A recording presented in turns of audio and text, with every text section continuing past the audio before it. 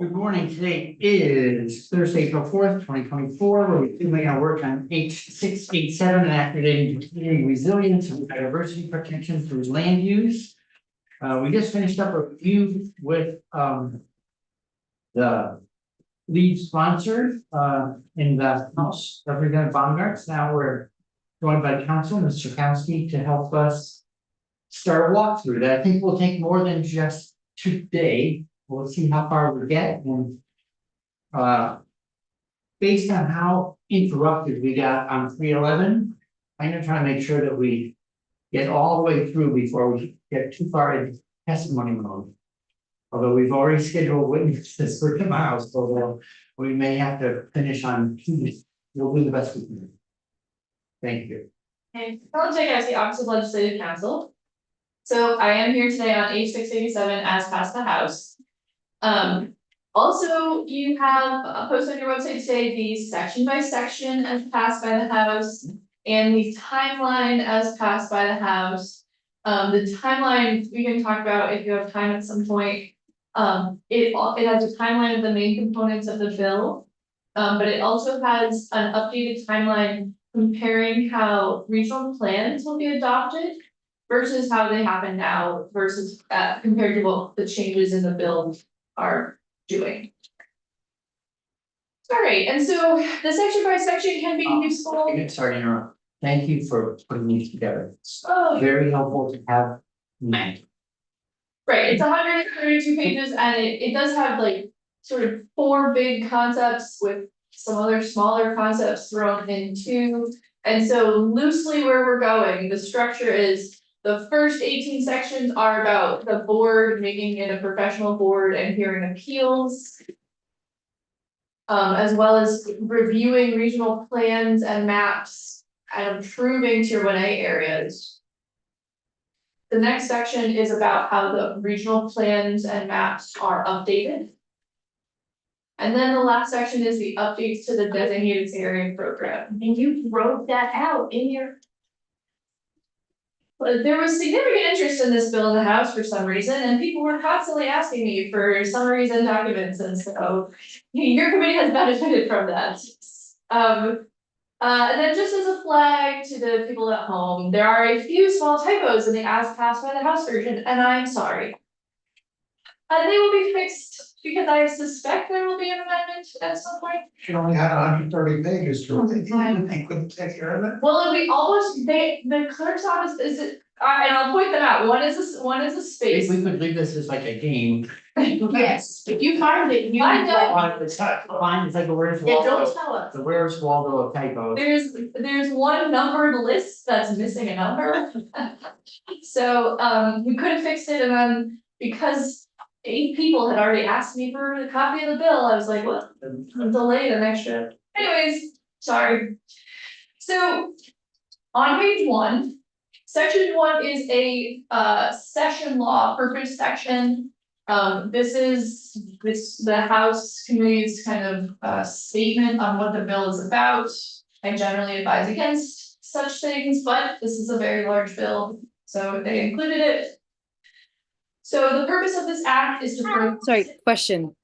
Oh, Senator Watson, Sorry to interrupt so early. Why do you advise against them? well, because a purpose section, the law should speak for itself. And also by describing a purpose, you are precluding other purposes. A law doesn't need to have one purpose only, and it can have different effects for different people. So we generally advise that if you'd like to make statements about why you want to pass something, that should be for the floor or for your media presence. This, a law should stand for itself. It can have multiple purposes. Huh?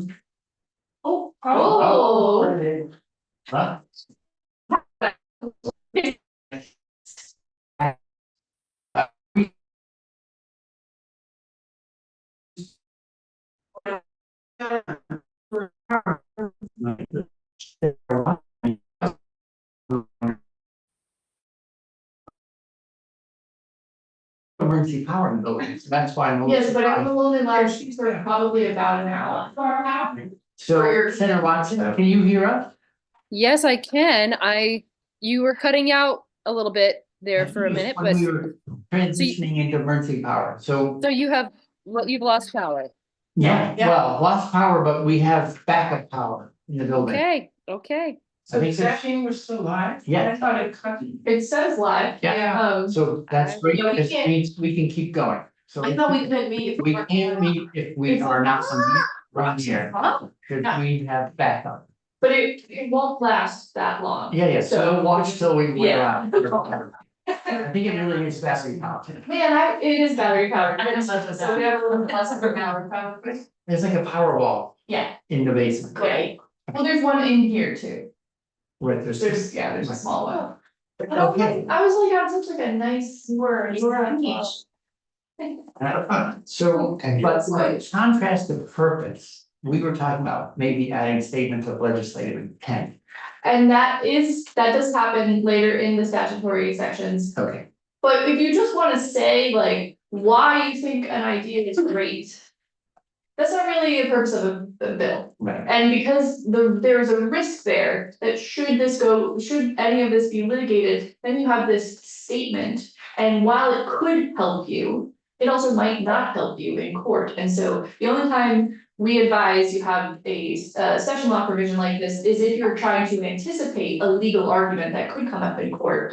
Where the legislature wants to make a statement, not just why you think this is a good idea. Right, but it also seemed like you could put things in anticipation into findings, right? Although we, Right, and Yeah. findings, it's the same thing, findings, intent, purpose, I mean, intent can serve a legislative intent function. But purpose and findings, yeah, unless you are anticipating legal argument you want to address. Just saying why you think something's a good idea is not always helpful, helpful. okay, Then if you remember what the champion plans. The notion of legislative intent was, in my view, badly misused. Where what you had were legislators who said, when I voted for the bill. I didn't intend it to do, and the language of the bill was crystal clear that that's what it was gonna do. I guess I'm not familiar with. Okay, and they were saying basically, I didn't mean that when I said. And legislative intent comes up when there's ambiguities about application.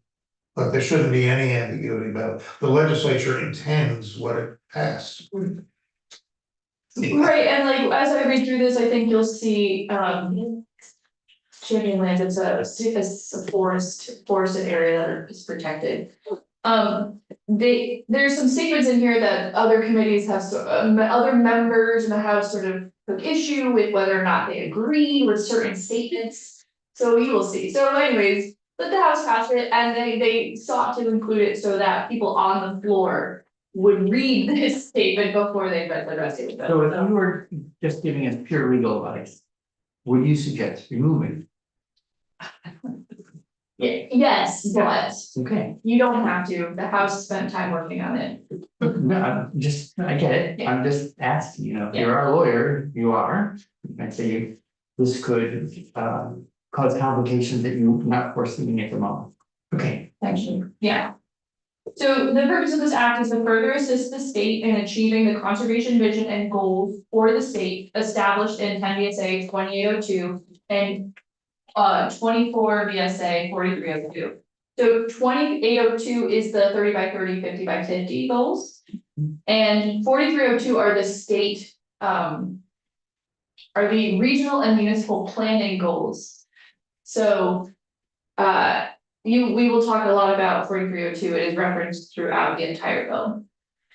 It provides a regulatory framework that supports the vision for Vermont of human and natural community resilience and biodiversity protection in the face of climate change, as described in 23 Acts and Resolve for 59. Which is again, the 30 by 30, 50 by 50. It would strengthen the administration of Act 250 of the Act 250 program by changing the structure, function, and name of the Natural Resources Board. It requires that appeals of Act 250 permit decisions be heard by a 5-member board called the Environmental Review Board.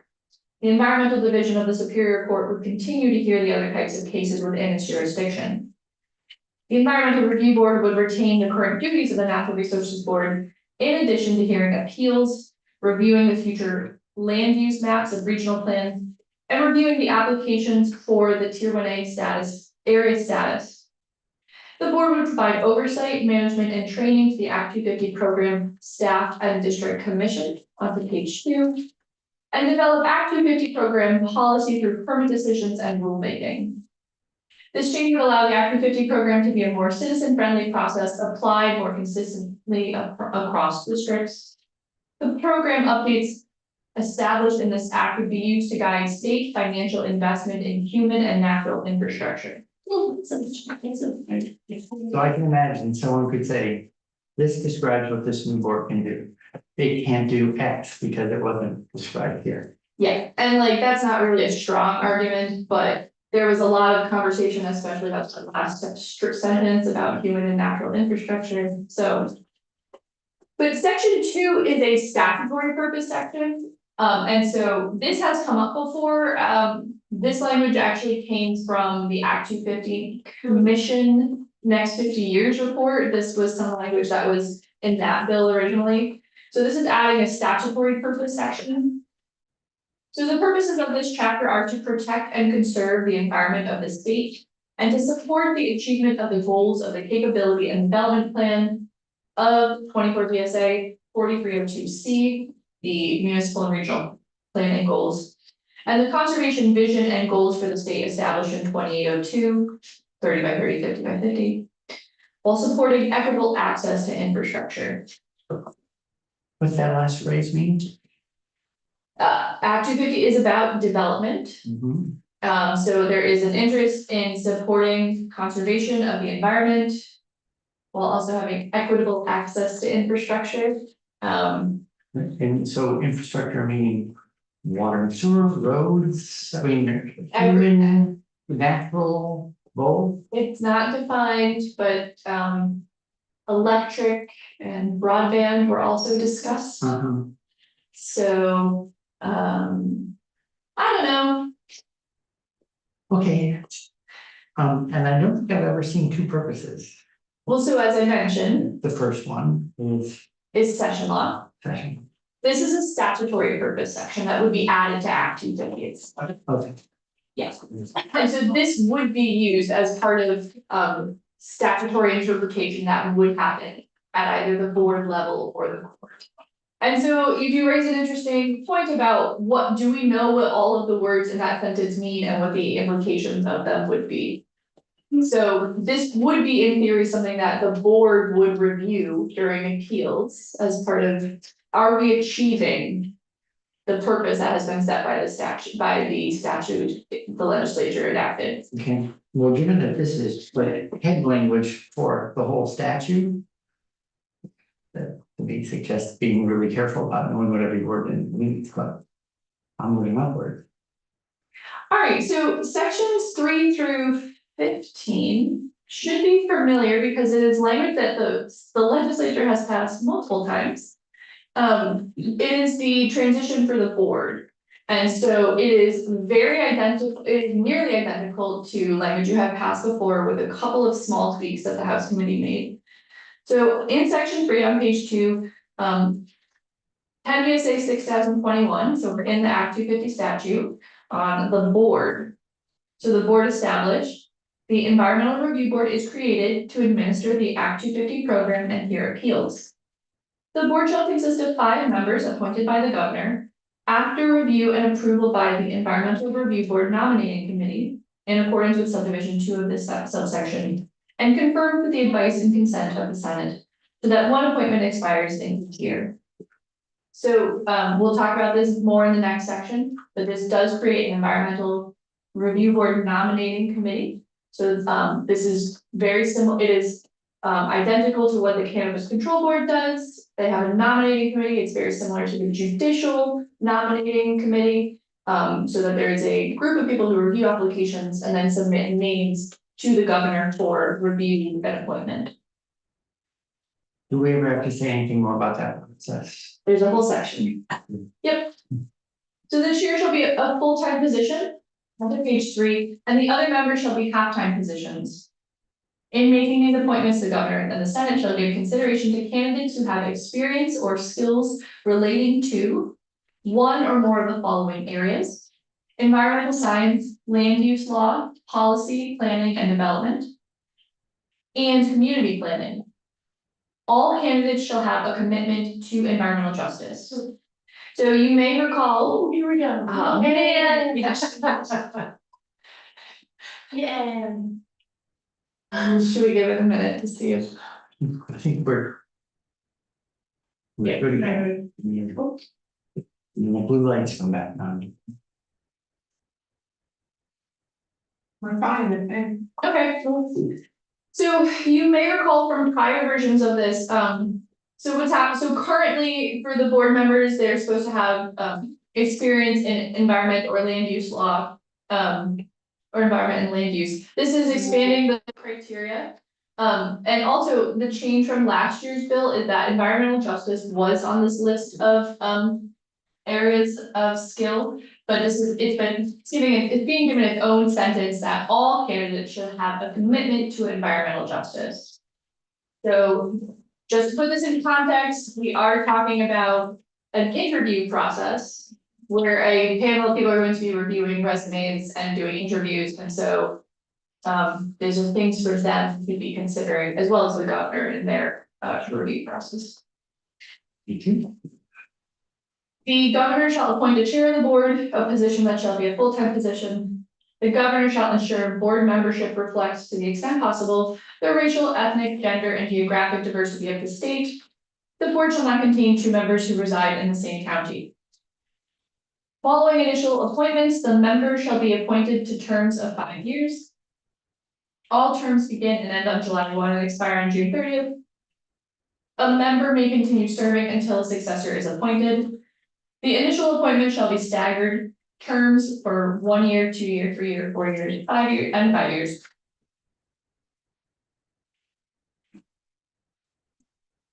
On to page 4. The Environmental Review Board nominating committee shall advertise the position when a vacancy will occur on the Environmental Review Board. oh, Lucky us. We have. We're good to go, so Great. go online. Yeah, torpedoes. Well, happily we have Senator Watson, so we know when she's still there, that yes, sir. Yeah. we're still going.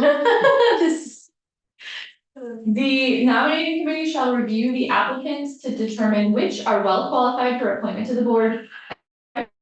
The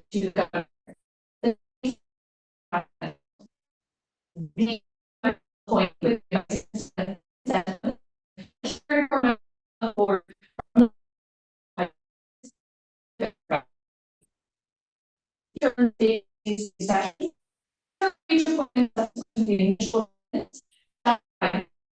Any appointment to fill a vacancy shall be for the unexpired portion of the term vacated.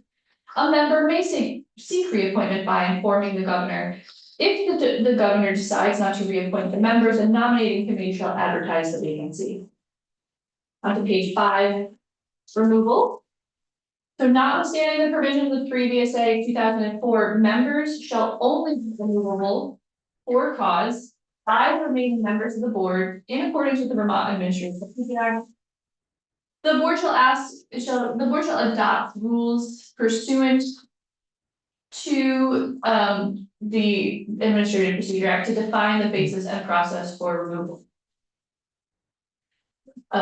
Disqualified members, the chair of the board upon request of the chair of the district commission may appoint and assign former commission members to sit on specific commission cases when all or some of the regular members or alternates of the district commission are disqualified or unable to serve.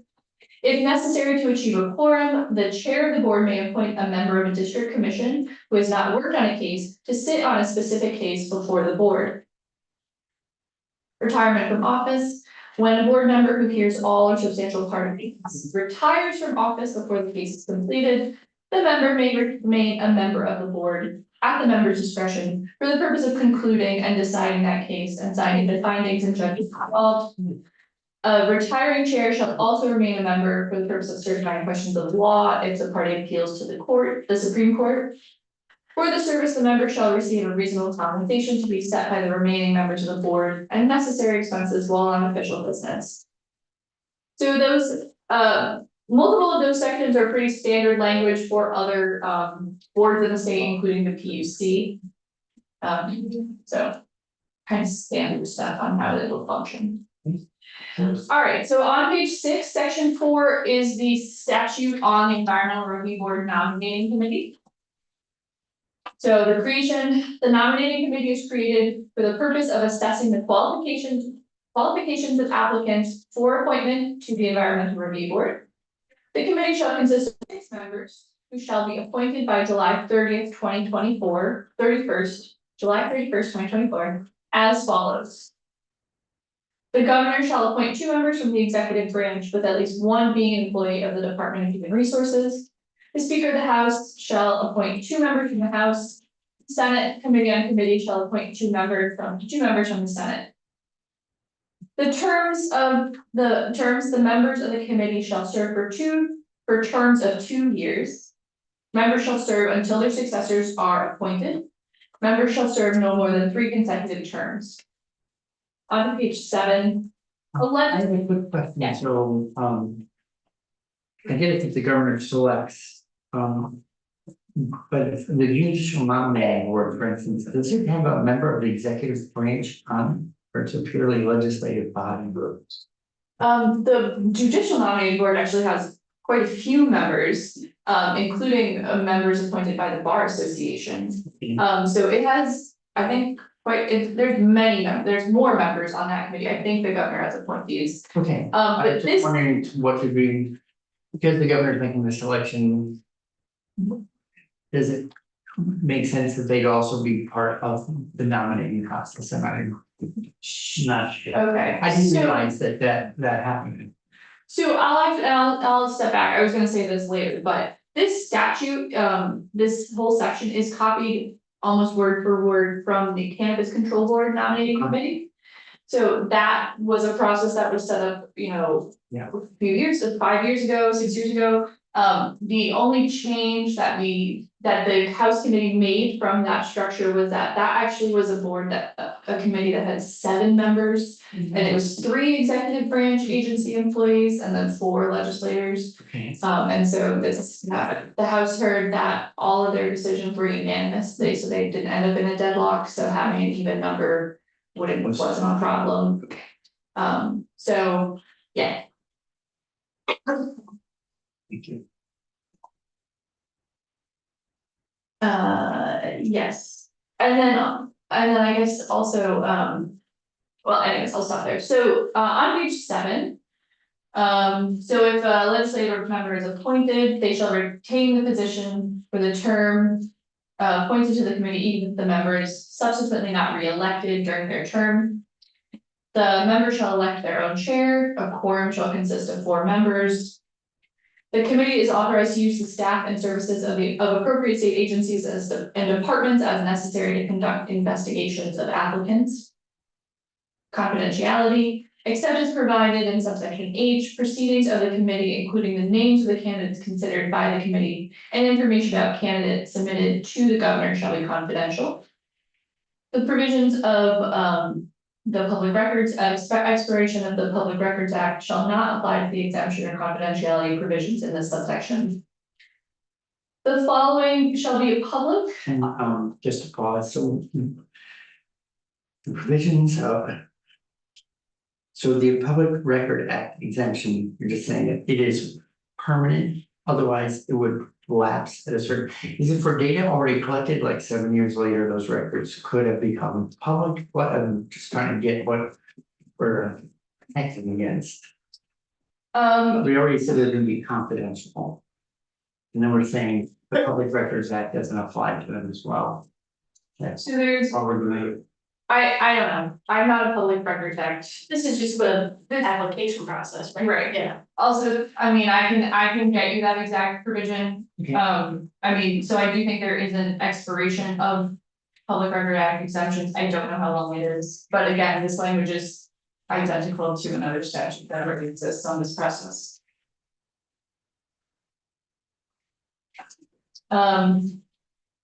So So the following shall be public operating procedures of the committee, standard application forms and any other forms used by the committee, provided they do not contain personal information about a candidate or confidential proceedings.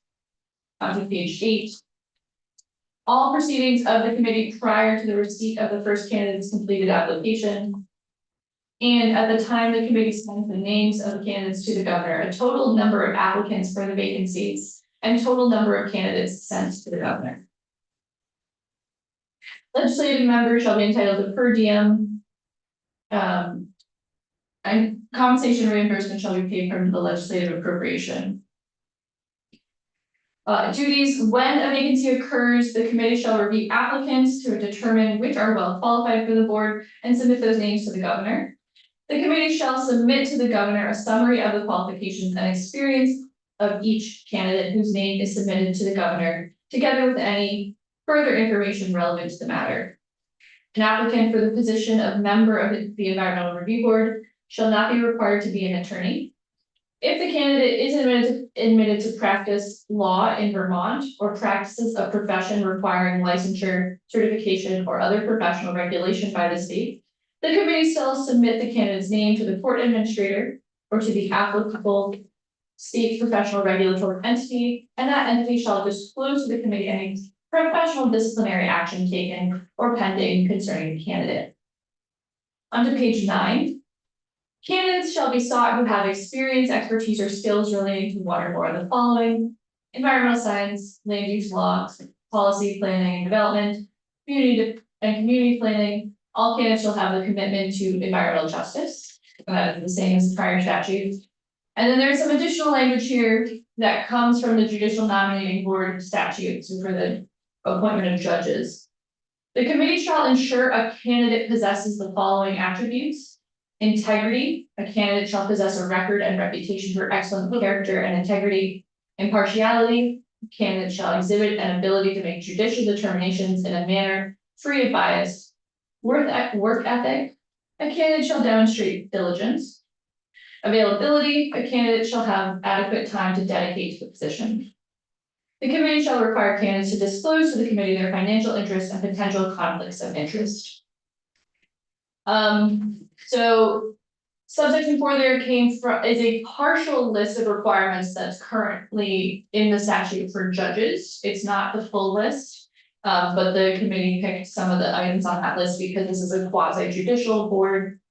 And then the Office of Racial Equity had requested or had suggested that there be some financial disclosure and conflict of interest disclosure as part of the interview process. I think that's a good suggestion. All right. Section 5, rules. So the board may adopt rules of procedure for itself and the district commissions. The board shall adopt rules of procedure that govern appeals, onto page 10, and other contested cases before it that are consistent with this chapter.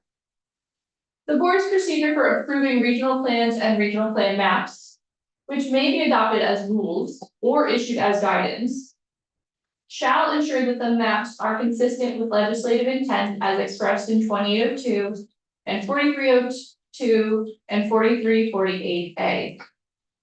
So again, there's some reference to legislative intent. I did advise the committee that wherever possible, we have some reference to legislative intent for the LCAR process. So this is referencing 30 by 30, 50 by 50, and then the planning, municipal planning, municipal and regional planning goals. And then 4348 are the required elements of a regional plan, which we will talk about 100 pages from now, 80 pages from now. Another cliffhanger. Yeah. Right, there we go. Don't worry, we will talk about all of them. Section 6. So now we're into the powers of the board. The board and the district commissions shall have supervisory authority in environmental matters respecting projects within their jurisdiction and shall apply their independent judgment in determining facts and interpreting law. Also, I'll pause quickly. This is something also that came out of the Act 250 Next 50 Years report. This is, this language is actually pretty old precedent. I think it was Hawk Mountain.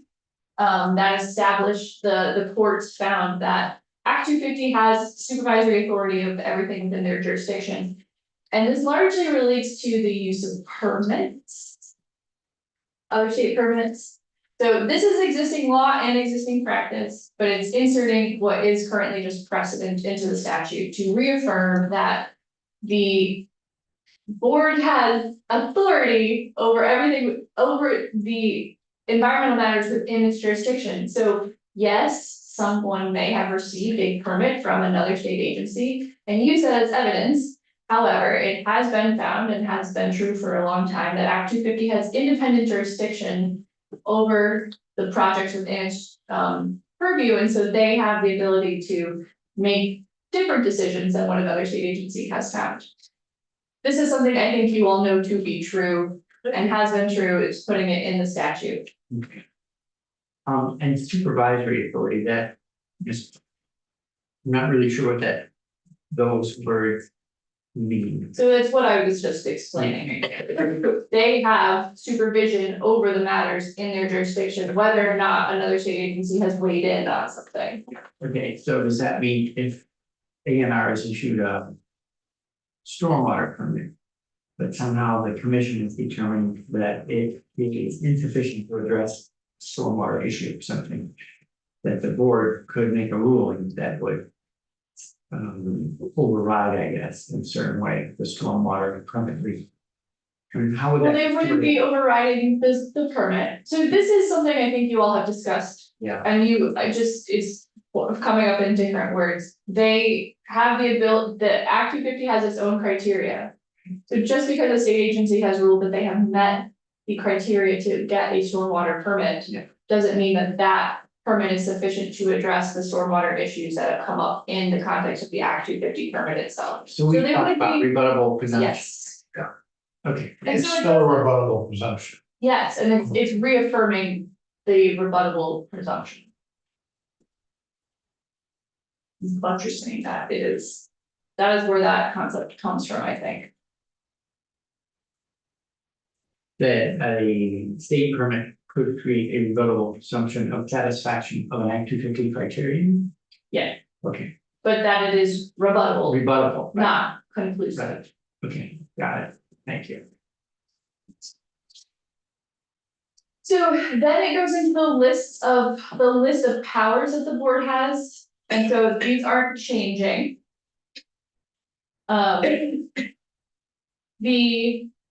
The next change is on page 11.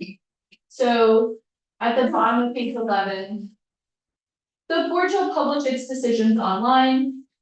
The board may publish online or contract to publish annotations and indices of its decisions. The decisions of the Environmental Division of the Superior Court and the Supreme Court and the text of those decisions. So just so you know, currently, the Natural Resources Board publishes online itself an index of the Environmental Division and Supreme Court cases relevant to Act 250. And they do that themselves. This does allow them to contract with someone else to publish it, but it's also adding specifically that the board's decisions will be part of that. And prior e-board decisions are in that, that's what we call e-notes. Mhm. So this already exists, it's just sort of clarifying. And board decisions are also gonna go there. Yeah. Like the other. And so then on page 12.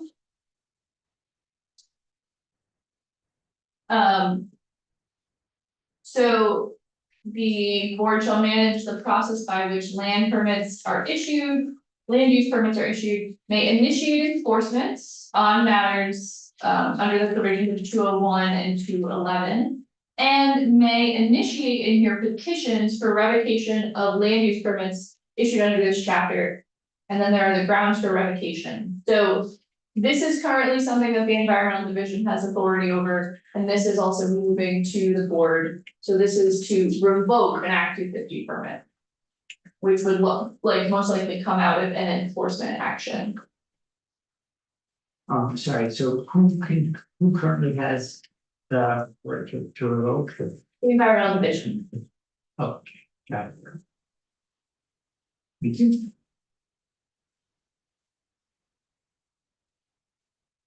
All right, and then on page 13. The board shall hear appeals of decisions made by district commissions and district coordinators, including fee refund requests under 6083A. Jumping down, the board shall review for compliance regional plans and future land use maps, including proposed tier 1B areas developed by the regional planning commissions pursuant to VSA 4348A.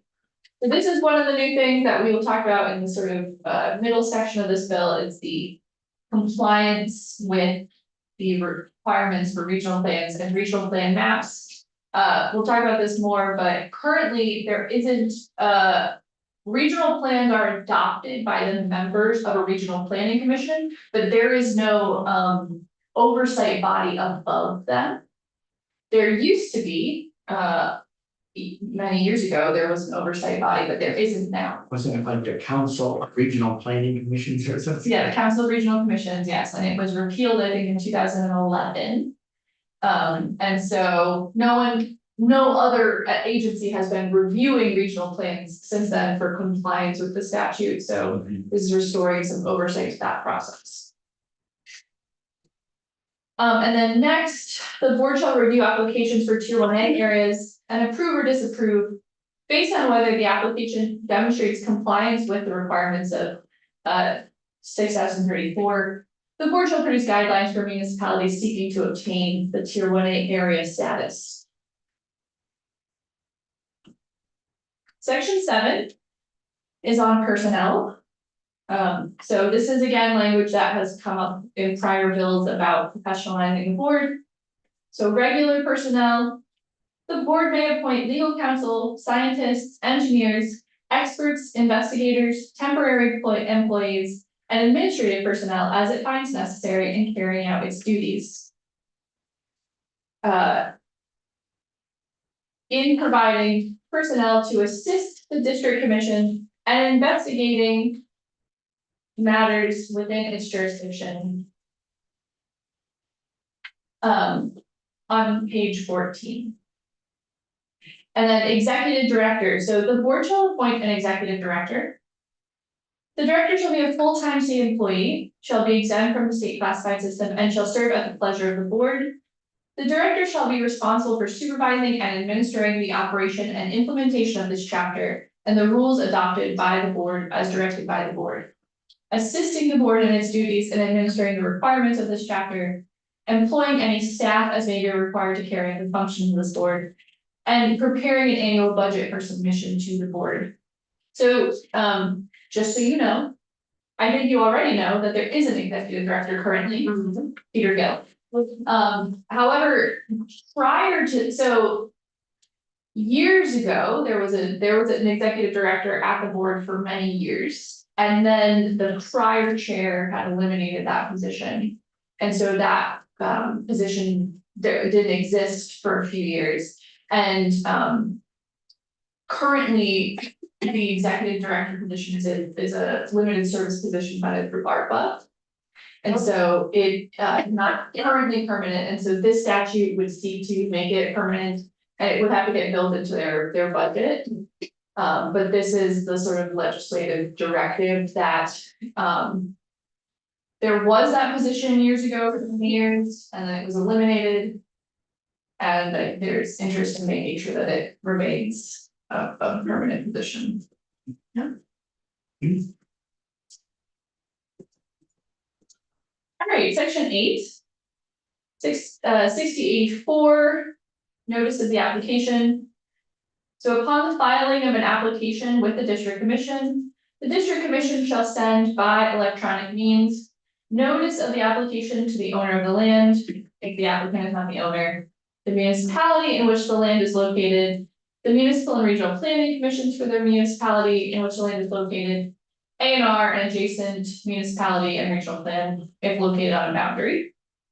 The district commission shall send by electronic means a copy of the notice to the town's clerk's office of the town or the town in which the project's live. The town clerk shall post the notice in the town office. So this, plus you're shifting the burden of who is doing the notice. So currently the applicant has to provide the notice, and this is shifting it to the district commission. And, it's. What if it turns out, another butter is. Off the grid and internet plus, so it's not automatic readings. Do we have a, always like a paper backup?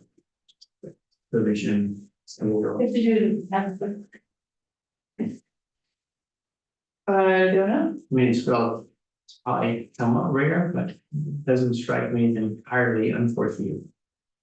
I forget the off the grid friend, that's something, So, they have a computer. But I think that it's just going to the clerk, it's isn't going to the individual, right? yeah, where did you see, Like you would, this is the clerk would be getting the notice that the butter, the. yeah, I think there's, Yeah. different, so.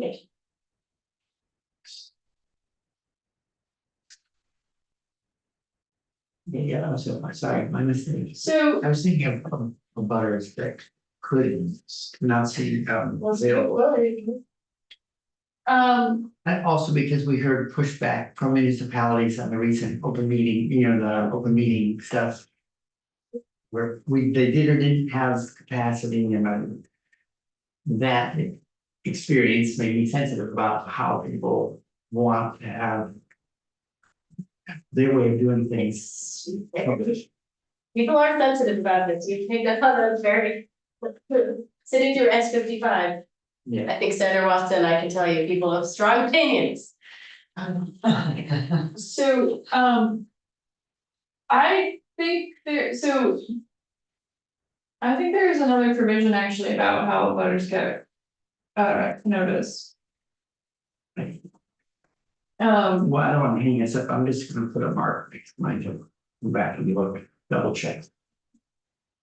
Really, somehow, we. because it's that last sentence in there that addresses adjoining landowners. The district can authorize applicant to provide. Yeah. So leads me to think that there is another provision specifically about the notice going to adjoining landowners, so. I know that, it wasn't Act 250, it was 248, but we were talking, people doing a project. It turned out because of that location, there were like 30 abutters. Yeah, And so they were. Dealing with their burden private process. well, and so that's why, so the language I did not read. Says that the applicant provides a list of adjoining landowners to the district commission. And the district commission can authorize a partial list of adjoining landowners if it is voluminous. So like that has definitely come up before, because, a significant number of people who adjoin based on the either size of the parcel or the shape of the parcel. Yeah. So, next. Notice for major or minor shall be published in a newspaper of general circulation. Where it is located and on the board's website.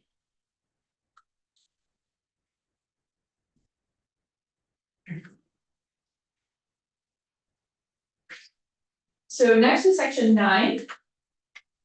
All section 9 does is replace references to the board with references with the division with references to the board. And this is specifically on stay of construction during appeal.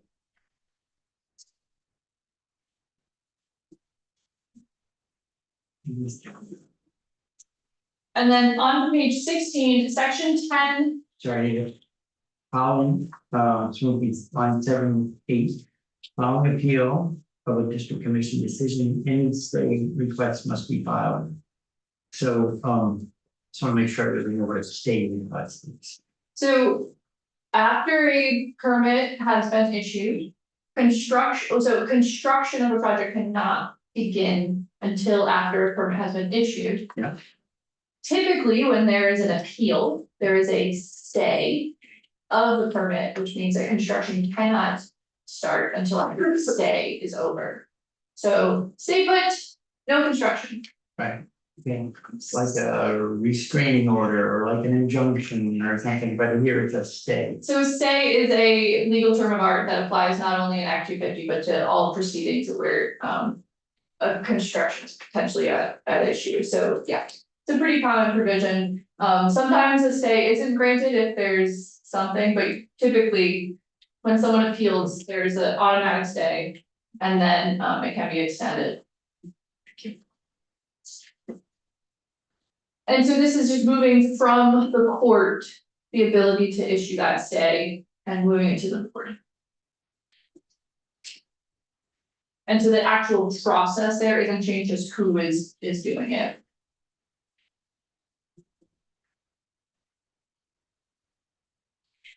So section 10 is on the appeals going to the board. So on page 17, appeals to the board. An appeal of any act or decision of a district commission shall be to the board and shall be accompanied by a fee prescribed in 6083A. Participation before district commission.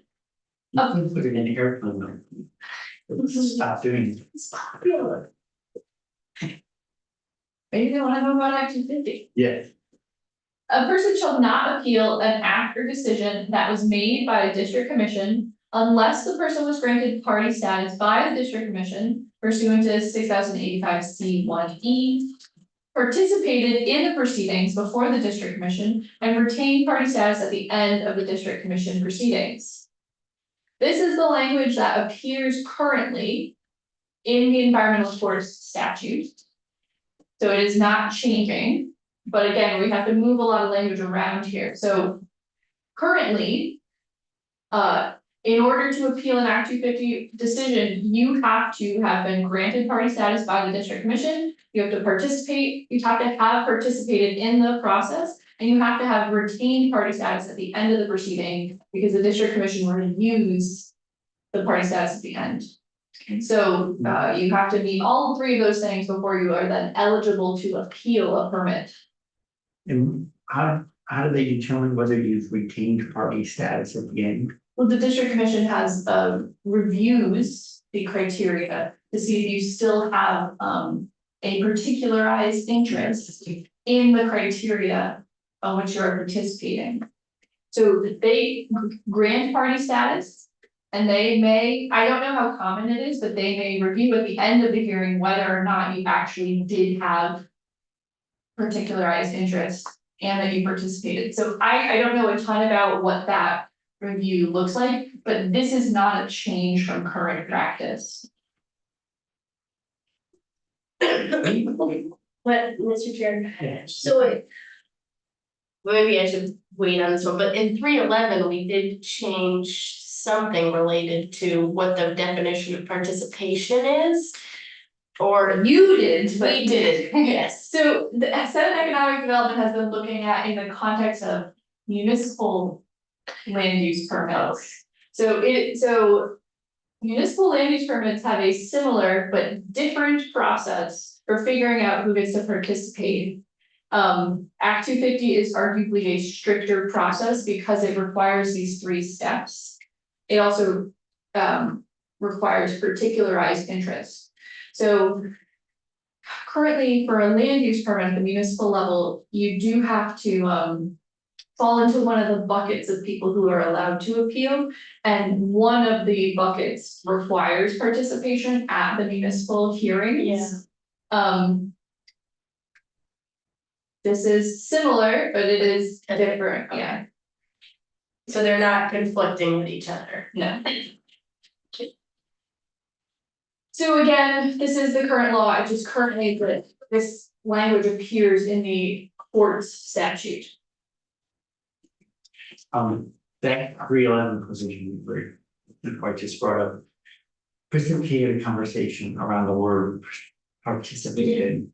Is, what is it, you know, what do you need to do to have participated? If you filed, that mean you have to have attended hearings, how So do you it's not- demonstrate participation? When we talked about this, right, it's spelled out in the statute that you have to have provided written or verbal comments at the public hearing. Okay, So I imagine that the time for verbal comments isn't always Yeah. long enough, so it does provide that you submit written comments. Yeah. I don't know if there's additional case law fleshing out how substantive it is. But it is spelled out in the statute that you had to supply written or verbal comments. thank you. This is different, right, because a municipal hearing tends to be structured differently than a district commission hearing. And you have to have been granted party status at that point and are expected to participate, which is different than just getting up at a public hearing and saying, I have concerns about this project. Yeah. I mean, it may come out similarly to that, but usually you are required to speak on specific criteria. As to your particularized interest. And in the proceeding, when you articulate your particularized interest. If. I was gonna ask about. If it's. Had you asked, are there constraints on which interests you can appeal? And so that if you haven't said it during proceeding one, you can't bring it up in proceeding two. So it is not, you don't wanna conflate it, I don't think, directly to what lawyers have to do at the Supreme Court. So like, when you get to the Supreme Court, you can't raise anything that you didn't raise at the lower level, and so it is similar to that, but not exact. So, someone requests permission to be a party at the district commission level, and the district commission asks which of the 10 criteria they have a particularized interest in. It cannot be a generalized interest of the public, it has to have some specific relationship to their rights. You know, their Under the view 10 that- criteria. under the 10, it has to be specific to the enumerated criteria, so they can seek to be a party on all 10 criteria. The district commission can then approve or deny based on which ones they actually do have a particularized interest in. They can't say, well, the whole town is gonna look ugly if we do this. They have to say, well, this will be 500 feet from my window, I can see it every day. My aesthetics will be impacted, like, it has to be particular to that person, not just protecting the interests of the public at large. Which is also different than what happened with the municipal level. There's a different set of questions. And the rest of this paragraph largely just said what I just said. So in addition, the person may only appeal issues under the criteria with respect to which the person was granted party status. However, notwithstanding these limitations, a person may appeal an act of the district commission if the board determines that there was a procedural defect that prevented the person from obtaining party status or participating. The decision being appealed is a grant or denial of party status, or some other condition exists that would result in manifest injustice if the person's right to appeal was disallowed. So again, all this language exists currently in another statute. Filing the appeal. And then, sorry, I'm just trying to get it while we're here. B, the decision being appealed is the grant or denial. Oh, I get it. So the district commission can deny someone party status and then they can appeal that decision.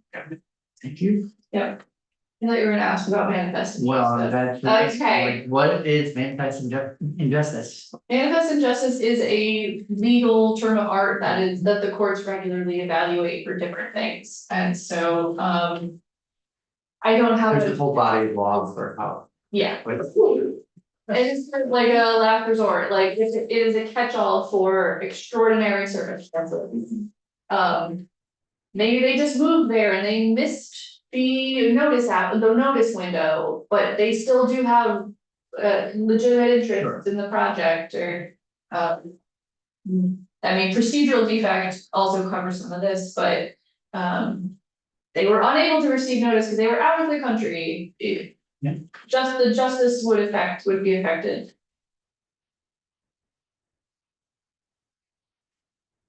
Alright, so next, an appellant to the board under this section shall file with the notice of appeal, a statement of the issues to be addressed in the appeal. Onto page 18, a summary of the evidence that will be presented. And a preliminary list of witnesses who will testify on behalf of the applicant. De novo hearing, the board shall hold a de novo hearing on all findings requested by the party that files an appeal or cross appeal according to the rules of the board. The hearing shall be held in the municipality where the project is, subject to the appeal is located, if possible, or as close as possible. So unlike a court, it won't be held in the central courtroom, they'll be moving around. Okay, cross appeal is what?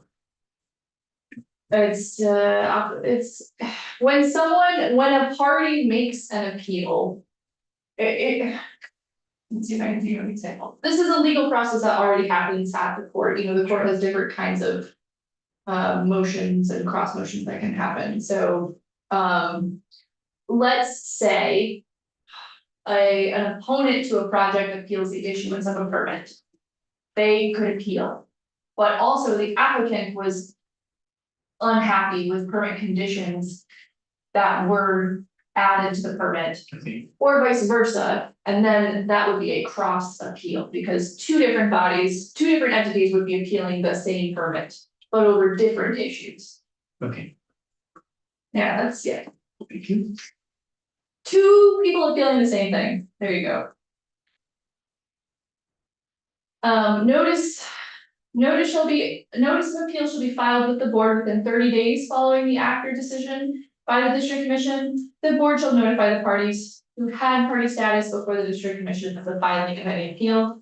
That is consistent with, the appeal requirements currently. Pre-hearing discovery, so. This is language that has passed previously when this concept has come up. But just as a reminder. The court is the judicial branch, they are bound by the rules of procedure. That govern the judicial branch, so that includes the rules of civil procedure, the rules of appellate procedure, the rules of evidence. And those rules are generally strictly applied on the attorneys and the parties in those cases. But because this is a quasi judicial body, they do not have to follow every rule that the judicial court has to. And so because you are setting them up here for the first time, you do have the ability to tell them how flexible you want them to be. And so this is one provision that in prior sessions that have spent a lot of time talking about, which is how much discovery should be allowed in these appeals. Particularly because there tends to be more citizen pro se people involved in these appeals as opposed to the court. So this is some limitations on pre-hearing discovery. So a party may obtain discovery of expert witnesses who may provide testimony relevant to the appeal. Expert witness pretrial testimony shall be in accordance with the Vermont rules of evidence. The use of discovery for experts shall comply with the requirements of the rules of civil procedure 26-37. Interrogatories served on non-expert witnesses shall be limited to discovery of the identity of the witnesses and a summary of each witness's testimony, except by order of the board for cause shown. Interrogatories served on expert witnesses shall be in accordance with the rules of procedure. So it's drawing a distinction here between interrogatories is a enumerated list of questions. There's a cap on the number of questions, but it's a list of questions that you serve on someone as part of discovery before the case, when the case is just starting before the hearing, and it's to gather information. So in a legal trial, there is a cap on the amount of interrogatories, however, they tend to be fairly voluminous. And can be pretty burdensome, especially to non-expert witnesses. So for expert witnesses here, there isn't a cap, it's just the civil rules of procedure. But for non-expert witnesses, it's limited to just who they are and what their test, the summary of what their testimony is going to be. So if you're going to be a pro se litigant or partner, you don't, it protects you from sort of the full force of having to do a formal reply. Yeah. Okay. And then on to page 19. Parties may submit requests to produce and requests to enter on land pursuant to Rules of Civil Procedure 34. They don't have to. So, requests to produce or asking people to turn over certain documents or evidence, and then request to enter land is to like do a site visit. Parties may not take depositions of witnesses except by order of the board for cause shown. So again, depositions are incredibly intense and time consuming and burdensome, so they may not take depositions. The board may require a party to supplement as necessary any pre-hearing testimony that is provided. Prior decisions of the environmental board, the water resources board, the waste facilities panel, and the environmental division of the Superior Court shall be given the same weight and consideration as prior decisions of the environmental review board. Appeals to the Supreme Court. An appeal from a decision of the board under subsection A of the section shall be to the Supreme Court by a party as set forth in 6085 C. Can I have a quick question on prior decision? Is there, do you have any concern that all those, could there be internal conflicts between those different pieces? So if someone have to do some sorting out if there's precedent and whose is ruling is controlled. Have you heard of law school? Yeah. I've heard of it, there's like one down the highway. This is a great one in our district. It, you know, if it weren't in Windsor, I couldn't possibly even think of it. Thank you. I've been there, yeah, yeah, so yes. Yeah, so that's, I mean, that's kind of what law is. Now, we do formally train people at great expense to sort through that kind of thing, but, so the short answer is yes, but generally, you are looking for situations that have been decided that are as close to your situation as possible.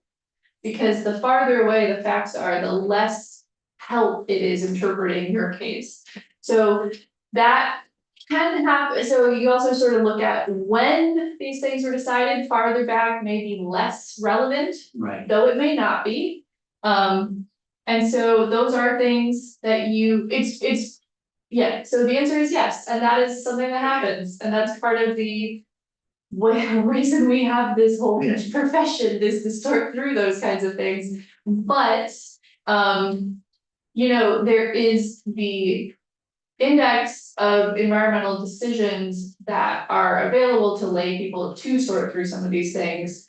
So that people can have access to the decisions and can, you know, seek to find evidence related to their case. Or, you know, legal precedent that has some bearing on their case. Sure, so I got it, I mean, it's basically like an admissibility thing, like what precedents can be considered in these proceedings. And sometimes things are directly overruled by later decisions, sometimes they're not. But the board's job at the end of the day will be to be the arbiter of how these things play out. And this really captures all the different boards that we've had over time. We have the E-board, we have the Water Resources Board, waste facility, but they're all germane, whatever. Thank you. Yes. So objections, no objection that has not been raised before the board may be considered by the Supreme Court unless the failure or neglect to urge such objection shall be excused because of extraordinary circumstances. So again, this language already exists, again, farther in the statute, but because we're creating this new board, it's being copied directly here. Appeals of decision. An appeal of a decision by the board shall be allowed pursuant to 3 VSA 815, including the unreasonableness or insufficiency of the conditions attached to a permit. An appeal from the district commission shall be allowed for any reason, except no appeal should be allowed when an application has been granted and no hearing was requested. So, and that has to do with parties, right? Like if there's no hearing and there's no other parties to the application because no one requested it, there can be no appeal there because there's no one to appeal.